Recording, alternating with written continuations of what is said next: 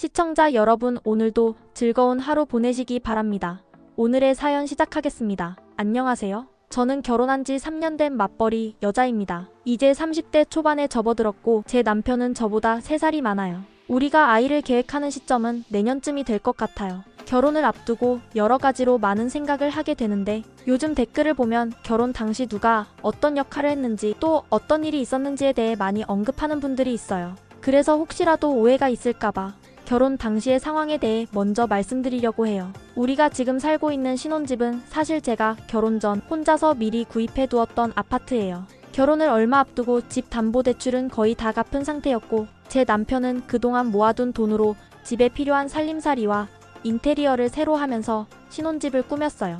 그래서 지금 우리가 살고 있는 집은 정말 따뜻하고 아늑하게 꾸며져 있답니다. 그리고 경제적인 부분을 말씀드리자면 현재 제가 신랑보다 2배 정도 더 벌고 있어요. 이 부분도 가정에 어느 정도 영향을 미치고 있는 상황이에요. 시부모님은 지방의 작은 소도시에 살고 계시고 평범한 삶을 이어가고 계세요. 저희 신랑에게는 손아래로 시누이가 하나 있는데 시누이는 작년에 결혼하고 얼마 전에 아이를 낳은 지 얼마 안 됐어요. 시누이네는 시어머니의 육아 도움을 받으며 시댁 근처에서 살고 있어요. 결혼 전에 시댁에 처음 인사를 갔을 때 시어머니께서 저에게 신랑에 비해 많이 부족하다는 말씀을 하셨어요. 그때는 어쩌면 아들을 너무 사랑하는 마음에서 나온 말일 거라고 생각하고 그렇게 넘겼어요.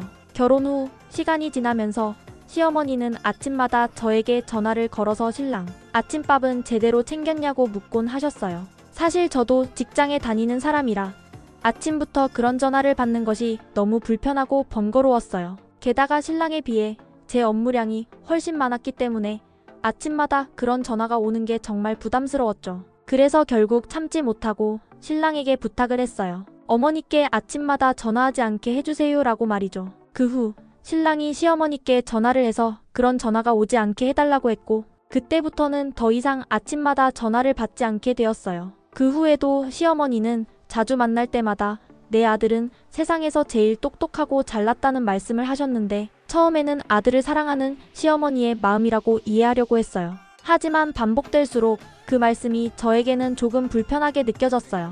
내 아들은 아무리 잘나도 너는 그에 미치지 못한다는 의미처럼 들리기 시작했거든요. 물론 그런 말씀을 그만해달라고 시어머니께 직접 이야기하는 것은 어렵고 저는 그런 상황을 어떻게 풀어야 할지 몰랐어요. 그래서 그저 그런 말씀을 들으며 참고 마음속으로 흘려보내려 했죠. 그 외에도 시어머니의 말이나 행동 중에서 이해하기 어려운 점들이 몇 가지 있었지만 그때그때마다 큰 문제로 삼지 않기로 했어요. 결혼 초기에 시어머니의 아침 전화가 저에게 큰 부담이었지만 제가 신랑에게 그 문제를 해결해 달라고 했기 때문에 저는 좀 더 편하게 생활할 수 있었습니다. 그때 만약 그 문제가 해결되지 않았다면 저는 아마 그 상황을 참기보다는 나중에 감정이 폭발했을 수도 있었겠죠. 저희는 대체로 한 달에 한 번 정도 시댁에 방문하는 편입니다. 사실 결혼 후 처음에는 자주 가지 않으면 안 될 것 같다는 부담감도 있었지만 지금은 시부모님께 가는 일도 조금은 자연스럽게 다가가게 되었습니다. 갈 때마다 시부모님과 시누이네가 함께 드시고 싶다고 말씀하셔서 저희는 항상 시부모님이 좋아하실 만한 음식들을 사서 가져가곤 해요. 그렇게 시부모님과 함께 나누는 식사가 그저 단순한 음식을 나누는 것이 아니라 서로의 마음을 나누는 시간인 것 같아서 저희도 소중하게 생각하고 있어요. 또 그때마다 시부모님께는 용돈 10만원씩 봉투에 넣어드리고 옵니다. 처음에는 이게 당연히 해야 하는 일이 아닌가 싶었지만 시간이 지나면서 시부모님께 드리는 용돈이 그들에 대한 존경과 사랑의 표현이자 우리 가족끼리의 작은 규칙처럼 느껴지기도 했어요. 그동안 시부모님께 여러 가지 신경 쓸 일이 많았지만 그럼에도 불구하고 방문할 때마다 드리는 용돈은 항상 신경 쓰고 있답니다. 시댁이 지방에 있기 때문에 자주 갈 수는 없지만 그래도 한 달에 한 번은 꼭 가려고 하고 있어요. 물론 그만큼 몸도 마음도 조금 힘들 때가 있지만 시부모님과 시간을 보내고 나면 그만큼 마음도 편해지고 정말 따뜻한 기분을 느끼게 되더라고요. 반면 제 친정은 차로 20분 거리에 위치하고 있습니다. 사실 가까운 거리라 언제든 갈 수 있다는 마음에 자주 가지는 않게 되었어요. 처음에는 가까이 살다 보니까 언제든지 갈 수 있을 것 같다는 생각에 자주 가야겠다고 다짐했었는데 그렇게 되다 보니 오히려 자주 가지 않게 된 것 같아요. 그런 마음이 오히려 부모님께 더 미안하게 느껴지기도 합니다. 저는 자주 가지 않더라도 항상 부모님께는 감사한 마음을 갖고 있으니까요. 그리고 용돈을 드리는 문제에 대해 얘기하자면 저희 친정은 자주 드리지 않는 편이에요. 부모님이 자존심이 강하셔서 자식들이 용돈을 드리면 받지 않으세요. 오빠나 제가 용돈을 드리려고 하면 항상 이 돈 모아서 너희나 잘 살아라며 거절하시고는 결국 돈을 받지 않으십니다. 저희 부모님은 정말 자식들이 독립적인 삶을 살아가기를 바라시는 분들이에요. 그래서 그 돈을 자식들에게 받지 않고 오히려 자식들에게 물질적인 도움을 주는 것보다는 자식들이 잘 살아가는 모습을 보는 걸 더 중요하게 생각하시죠. 그런 부모님의 마음을 알면서도 제가 용돈을 드리고 싶은 마음은 항상 있지만 부모님은 그것을 쉽게 받아들이지 않으시더라고요. 설날 같은 큰 명절에는 다른 집들처럼 자식들이 부모님께 세뱃돈을 드리는 집들도 많겠지만 저희 부모님은 반대로 설날에 자식들과 손주들에게 세뱃돈을 주시는 분들이에요. 어쩌면 다른 사람들과 다르게 부모님은 여전히 자신들의 자식들에게 힘이 있다는 걸 보여주고 싶어 하시고 그런 자존감을 지키고 싶어 하시는 것 같아요. 세뱃돈은 어른이 아랫사람에게 주는 것이라고 말씀하시며 부모님은 여전히 그 전통을 지키고 계세요. 저희 부모님은 자식들끼리의 물질적인 교환보다는 자식들이 건강하고 행복하게 지내는 모습을 더 중요한 가치로 여기세요. 그래서 세뱃돈을 주시면서도 우리에게 걱정하지 말고 잘 살아라. 그러면서도 우리도 여전히 잘 지내고 있다는 메시지를 전하시려는 것 같아요. 어쩌면 부모님께서는 이렇게 자식들에게 뭔가를 주면서도 자식들이 부모님의 도움이 필요하지 않다는 사실을 보여주고 싶은 것일 수도 있겠죠. 부모님은 늘 독립적인 성향을 지니고 계셔서 자식들의 삶에 별로 간섭하지 않으십니다. 사실 부모님은 자식들이 어떤 결정을 내리든 간섭을 하지 않고 그저 지켜보시는 편이에요. 가끔 제가 고민을 이야기할 때도 너희가 알아서 잘 해라라고만 말씀하시고 조언을 아끼지 않으시죠. 부모님은 자식들의 삶에 직접적으로 개입하지 않으시지만 그런 점에서 오히려 자식들이 더 자유롭게 살 수 있도록 존중해 주시려는 마음을 이해하게 되었어요. 자식들이 부모님에게 이렇게 해주세요 라고 부탁하거나 저렇게 해주세요 라고 하는 경우가 많지만 저희 부모님은 그런 요청을 거의 하지 않으세요. 그러다 보니 부모님을 찾아뵈면 그래 너희들 힘들지 않냐?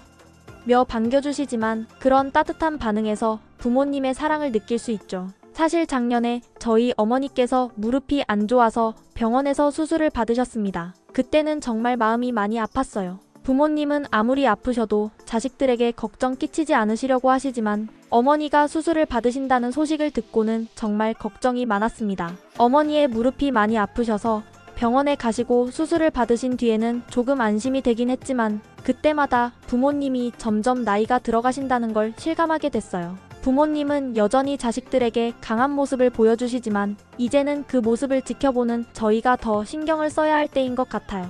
부모님이 힘들 때 더 자주 찾아뵙고 더 많이 챙겨드리려고 생각하고 있어요. 저희 엄마가 병원에 입원해 계시던 기간 동안 약 4주 동안 저와 친오빠는 각자의 역할을 맡아가며 힘들게 시간을 보냈습니다. 사실 저는 엄마의 병수발을 해야 했기에 사업과 일을 병행하는 것이 매우 힘들었지만 오빠는 그동안 저 대신 사업을 혼자서 모두 이끌어가야 했죠. 오빠는 쉬는 날 없이 매일같이 일하며 저를 도와줬습니다. 오빠도 정말 힘든 시간을 보냈지만 그만큼 엄마가 병원에 계신 동안 제가 병수발을 할 수 있도록 지원해줬던 것이었죠. 그런데 문제는 그런 와중에 병원에서 여러 사람들의 예상치 못한 말들을 들어야 했다는 것입니다. 병원에 있는 동안 청소하시는 아주머니들부터 간호사분들까지 많은 분들이 저에게 계속해서 딸이지? 며느리들은 그렇게 안 해라고 말하는 걸 들었습니다. 처음에는 그냥 지나가려 했지만 이런 말을 자주 들으니 점점 더 불편하고 가슴이 답답해지더라고요. 특히 엄마가 수술실로 들어가기 전 간호조무사분들이 엄마 침대를 끌어 가시던 중에 잠시 기다려달라고 부탁을 드리며 엄마의 볼에 뽀뽀를 하고 자라고 와 기다리고 있을게라고 말씀드렸습니다. 그때도 간호조무사분이 딸이죠? 며느리들은 이렇게 못해라고 말씀하시더군요. 그 말을 듣고 그 순간은 그냥 참았지만 계속해서 그런 말을 듣게 되니 점점 더 그만큼 아픈 마음이 커졌습니다. 그뿐만 아니라 수술 후에 엄마가 깍두기를 잘 드시길래 제가 작은 통에 깍두기를 소분해서 냉장고에 넣고 있었어요. 그때도 두 분의 청소 아주머니가 지나가면서 딸이지? 며느리들은 저렇게 살갑게 안 해라고 하셨고 다른 한 분은 아유 며느리들은 와보기나 해? 라고 하시더군요. 그러자 저는 못 참고 아니 아들이 와야지 왜 며느리가 와서 해요? 아들이 오든지 딸이 오든지 하면 엄마도 더 편하지 않나요? 라고 말했어요. 그랬더니 청소 아주머니들이 저에게 그래도 그게 아니지라며 며느리가 와서 간병을 하고 아들은 일을 해야지라고 말씀하시더군요. 그래서 저는 대답을 했죠. 그럼 며느리가 왜 꼭 와야 해요? 혜택을 본 건 아들, 딸인데 받은 것도 없는 며느리가 왜 와야 하죠? 이렇게 말하자 그 아주머니들은 아무 말 없이 다른 곳으로 가셨습니다. 속으로는 많이 답답하고 억울했지만 그래도 이런 상황에서 제가 할 수 있는 건 말로 표현하는 것밖에 없었죠. 그리고 한 번은 엄마의 소변통을 비워드리면서 엄마, 어렸을 때 내 똥 기저귀 갈아준 거 이걸로 퉁치는 거다라고 말했는데 병실 옆자리 아주머니가 이 말을 듣고 저에게 멋진 며느리네요. 저처럼 며느리가 잘해주면 좋겠어요 라고 하시더군요. 그러더니 잠시 후에 아드님에게 전화를 걸어 며느리 오라고 해 짜증나게라고 하시며 전화를 끊으시더라고요. 그 모습을 보면서 저는 그분에게 며느리가 직장 다니느라 바쁘면 따님을 부르시면 되지 않나요? 라고 물었어요. 그러자 그 아주머니는 따님은 지방으로 시집가서 못 온다며 그런데 저 같은 살가운 며느리를 원했는데 아들이 무뚝뚝한 애를 좋아한다고 데려왔대요 라고 하시면서 불만을 토로하셨습니다. 그때 저도 제 엄마니까 잘하는 거지 만약 시어머니였으면 제가 신랑 보내고 제가 가서 하겠어요? 라고 대답했어요. 그러고는 아줌마는 시어머니한테 잘하셨어요? 라고 물었죠. 그러자 그 아주머니는 커튼을 휙 치며 대답을 피했어요. 이렇게 병원에서 엄마의 병간호를 하면서 4주 동안 여러 가지 일들을 겪었는데 그 중에서 가장 힘든 부분은 딸이지 며느리들은 이렇게 아내라는 말을 반복해서 듣는 것이었습니다. 수십 번도 더 들었을 정도로 그런 말들이 점점 더 저에게 큰 부담으로 다가왔습니다. 며느리들은 하나 소용없다, 안 온다, 시부모에게 잘하지 않는다 이런 말들은 정말 자주 들었습니다. 하지만 그보다 더 충격적이었던 것은 그런 말을 하는 사람들이 다 같은 여성이었다는 점이었어요. 특히 같은 여자가 이런 말을 하는 것이 정말 충격적이었고 그 말들이 정말 너무나 어이없고 기가 막혔습니다. 엄마의 병간호를 하며 병원에서 지낸 그 기간 동안 많은 것들을 배운 것 같아요. 제가 알지 못했던 세상의 다른 시각들을 마주하게 된 시간들이었죠. 그런 말을 듣고 나니 며느리로서의 제 역할에 대해 다시 한번 생각해보게 되었고 동시에 각자 가정의 상황과 부모님에 대한 마음이 얼마나 다른지 그리고 그런 차이를 어떻게 이해할 수 있을지에 대해 고민하게 되었습니다. 저는 그동안 저 자신만의 방식으로 부모님을 돌보며 살아왔지만 그 과정에서 다른 사람들이 어떻게 느끼고 생각하는지도 중요하다는 것을 깨달았어요. 이 모든 경험이 제게는 귀중한 교훈이 되었고 앞으로는 더 많은 이해와 배려를 실천할 수 있도록 노력해야겠다고 다짐하게 되었습니다. 엄마의 수술은 정말 다행스럽게도 별 탈 없이 잘 끝났고 회복도 순조롭게 이어졌습니다. 큰 걱정 않고 병원으로 들어가셨던 날이 엊그제 같은데 그렇게 시간이 흐르고 나니 퇴원하셔서 다시 집으로 돌아오신 모습이 무척 고맙고 다행스럽게 느껴졌습니다. 엄마는 평소처럼 소소한 일상으로 천천히 돌아가셨고 저 역시 다시 제가 있어야 할 자리, 일터로 복귀했어요. 물론 병원에서 함께한 시간들이 짧았던 건 아니었기 때문에 한동안은 마음이 괜히 뭉클하고 또 어딘가 허전하기도 했습니다. 하지만 엄마가 아프실 때 제가 곁을 지킬 수 있었다는 사실만으로도 참 다행스럽고 뿌듯했어요. 그 덕분에 엄마도 안심하셨고 저도 오래도록 후회 없이 기억할 수 있을 것 같거든요. 제가 집에 돌아와 다시 일을 시작했을 때 솔직히 가장 먼저 떠오른 건 오빠였어요. 제가 병원에 있는 동안 오빠가 혼자 모든 업무를 도맡아 하느라 얼마나 고생했을지 생각할수록 마음이 짠하더라고요. 그래서 괜히 미안한 마음이 들어 몸이 좀 고되더라도 야근도 마다하지 않고 더 열심히 하게 되었던 것 같아요. 제가 조금이라도 더 바짝 일하면 오빠가 잠깐이라도 쉴 수 있지 않을까 하는 마음에서요. 오빠는 내색은 잘 안 하는 성격이지만 가끔씩 저를 볼 때면 눈빛에서 묘하게 미안한 기색이 엿보였습니다. 아무래도 엄마 간병은 새언니가 해야 할 일인데 그걸 저에게 맡긴 것 같아 미안했던 거겠죠. 사실 새언니도 제게 가끔 전화해서 수고 많다고 고맙다고 말해주셨고요. 주말에 잠깐 병원에 들러서는 저에게 집에 가서 좀 쉬고 오라고 하시기도 했어요. 하지만 저는 엄마가 혹시 불편하실까봐 그냥 남아있겠다고 말씀드렸어요. 그 말만으로도 충분히 고마웠고 그걸로 새언니가 할 만큼은 다 하셨다고 생각했거든요. 그런데 얼마 전엔 시어머님께서 어깨 수술을 받으셨어요. 크게 걱정할 정도는 아니었고 병원에서도 단순한 수술이라고 하셨는데 어머님은 병원 밥도 드시고 조금 편히 쉬고 싶으시다며 일주일 정도 입원해 계셨어요. 수술 후 며칠 지나고 어머님께서 저에게 직접 전화를 하셔서 며느리인 제가 병간호를 안 오는 게 너무 서운하다고 하셨어요. 일 때문에 도저히 시간 내기 어려운 상황이라 주말에 신랑과 함께 찾아뵙겠다고 말씀드렸죠. 그래서 약속한 주말에 신랑과 함께 병원으로 문병을 갔습니다. 병실에 도착해보니 어머님은 혼자 계셨고 제가 아버님은 안 계세요? 하고 여쭤보니 굳이 오셔도 별 도움 안 된다고 해서 집에 계시라고 하셨다는 말씀을 하시더라고요. 저희가 준비해간 간식이며 음료 같은 것들을 정리해서 냉장고에 넣고 병실에 계신 다른 분들께도 같이 나눠 드시라고 말씀을 드렸는데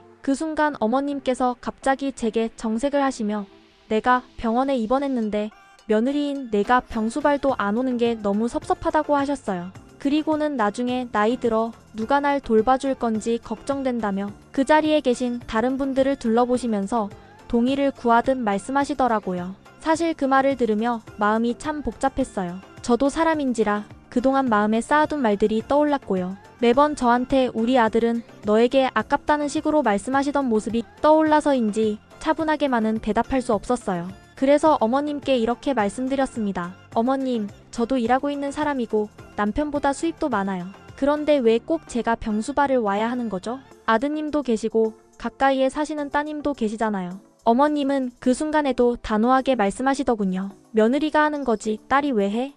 라고요. 그래서 저도 더는 참지 않고 큰 소리로 말씀드렸습니다. 저는 어머님이 낳으시고 키우신 딸도 아니고 어머님께 어떤 혜택을 받은 사람도 아닙니다. 저는 어머님 아들인 남편과 결혼했을 뿐이에요. 그러니까 당연히 남편이 오거나 따님이 오셔야죠. 사실 이런 말을 꺼낸 것도 처음이었고 병실에 계신 다른 분들께도 다 들릴 만큼 목소리가 커졌던 것도 의도한 건 아니었지만 그동안 쌓였던 마음이 너무 무겁고 답답해서였는지 그 말이 제 입에서 나오는 순간 저 스스로도 깜짝 놀랐어요. 결국은 마음의 선을 넘지 않기 위해 저는 이쯤에서 병문안을 마무리하고 병원을 나왔습니다. 시어머님께서 제 말을 들으시고 보이신 표정은 정말 복잡했어요. 당황스러움이 묻어나는 놀람 반 그리고 뭔가 자존심이 상한 듯한 분노 반이 섞인 얼굴이셨죠. 그러더니 작년에 제가 친정엄마가 입원하셨을 때 병수발했던 걸 언급하시면서 왜 그땐 그렇게 잘하면서 본인을 돌보는 일에는 마음이 없냐며 서운하다는 말씀을 하시더라고요.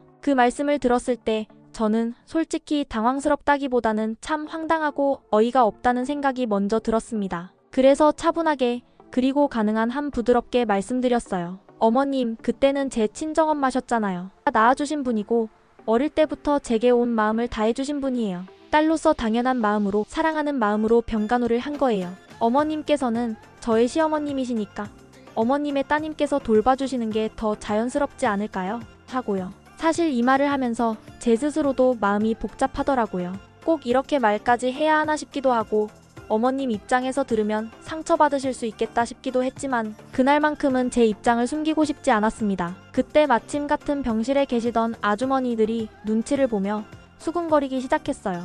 저는 잠깐 불편했지만 무시하려 했는데 병실 구석에 누워 계시던 연세, 지긋한 여드는 훌쩍 넘으신 듯한 할머님이 벌떡 일어나시더니 한마디 하시더라고요. 요즘 세상에 어떤 미친 노인네가 딸도 아닌 며느리를, 그것도 바쁜 일하는 며느리를 불러다가 시중을 들라 그래? 저승사자가 안 잡아가는 게 이상할 노릇이요. 그 말씀에 병실 분위기가 갑자기 싸해졌어요. 그 전까지는 저를 흘깃거리며 뭐라 말하려던 다른 아주머니들이 조용해지셨고 병실 안이 고요해졌습니다. 어머님 연배이신 분들이나 그 또래 아주머니들은 다소 곤란하다는 표정으로 침묵하셨고 오히려 할머님이 제 입장을 시원하게 대변해주신 셈이죠. 전 속으로 깊이 감사했습니다. 누군가가 제 얘기를, 제 감정을 그대로 이해해주고 말로 표현해주는 것 같았거든요. 그날 저는 없는 시간 쪼개가며 병원에 들른 거였고 솔직히 신랑 혼자 가기엔 어머님께서 서운해하실까 싶어 같이 간 거였는데 돌아오는 길엔 마음이 무겁기만 했어요. 이런 마음을 아는지 모르는지 신랑은 차 안에서 오늘 고생했어. 우리 엄마 좀 서운하셨나봐. 너무 맘쓰지마 하면서 애교 섞인 말투로 저를 달래보려 했습니다. 하지만 저는 쉽게 기분이 풀리지 않았어요. 억울하고 씁쓸한 마음이 더 컸거든요. 가끔은 생각하게 됩니다. 도대체 병수발은 며느리가 해야 한다는 이 오래된 공식은 누가 만든 걸까 하고요. 마치 정해진 공식처럼 너무도 자연스럽게 모두가 그걸 당연하게 여깁니다. 하지만 그 아주머니들이 그렇게 이야기하는 며느리라는 존재도 결국 누군가의 소중한 딸일 텐데 그럼 그 딸들의 삶은 왜 이렇게 쉽게 타인의 헌신으로 여겨지는 걸까요? 저는 아직 30대 초반이고 삶을 배우는 중이라면 배우는 중입니다. 하지만 이 세상의 불균형한 시선이나 불합리한 기대에 대해 문제를 느낄 만큼은 성숙했다고 생각합니다. 제가 틀렸을까요? 아니면 지금까지 너무 많은 사람들이 이 문제를 당연하게 여겨오다 보니 당연하지 않은 것을 말하는 사람이 이상하게 보이는 걸까요? 친정엄마 병간호를 하며 느꼈던 사랑과 헌신은 결코 누가 시켜서가 아니었습니다. 사랑이 있었기 때문에 가능했던 일이었어요. 그 감정을 두고 단지 며느리는 안 그렇다는 식의 평가를 듣는 것이 그렇게 가슴 아플 수가 없었습니다. 왜 그 고마운 마음, 애틋한 순간마저도 비교와 비난의 도구가 되어야 할까요? 저는 지금도 확신합니다. 며느리가 병수발을 해야 한다는 사회적 통념은 누군가의 고정관념일 뿐이며 시대는 이미 많이 변했습니다. 하지만 아직도 많은 사람들이 그 낡은 잣대를 들이대며 새로운 세대의 여성을, 특히 며느리를 향해 너무 많은 것을 기대하고 있는 것 같습니다. 혹시 제가 너무 이기적인 걸까요? 아니면 제가 말한 이 생각들이 여러분들께도 공감이 되는 이야기일까요?